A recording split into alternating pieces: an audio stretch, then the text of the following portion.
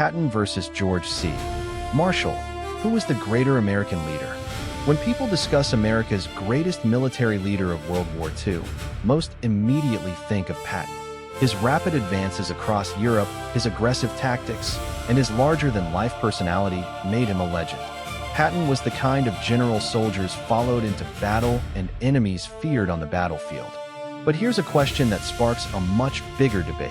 Would Patton have ever become famous without George C. Marshall?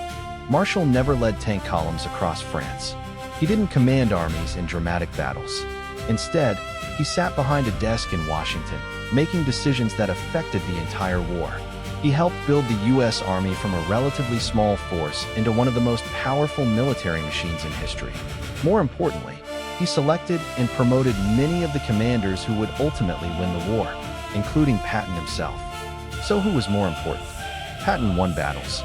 Marshall built the army that won the war. Supporters of Patton argue that wars are decided on the battlefield. Without bold commanders willing to take risks, strategic plans are just pieces of paper. They point to Patton's role in relieving the besieged troops during the Battle of the Bulge and his relentless pursuit of German forces across Europe. Marshall's supporters see it differently. They argue that great commanders can only succeed if someone creates the system that allows them to fight. Marshall coordinated America's military expansion, managed resources on a global scale, and helped shape Allied strategy from the very beginning. Here's the ultimate question. If Patton disappeared from history, would the Allies still have won World War II? Maybe.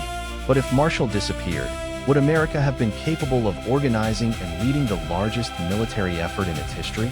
One man was the sword. The other was the hand that wielded it. So who deserves the title of America's greatest World War II leader? Patton or Marshall? Was it the general charging toward victory, or the strategist who made victory possible in the first place? Tell us your choice and defend it in the comments. The debate is far from over.